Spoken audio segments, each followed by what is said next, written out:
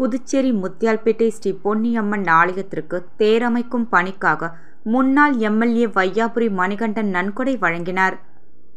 புதுச்சேரி முத்தியால்பேட்டை சோலை நகர் வடக்கு பகுதியில் அமைந்துள்ள ஸ்ரீ பொன்னியம்மன் ஆலயத்திற்கு தேரமைக்கும் பணி நடந்து வருகிறது.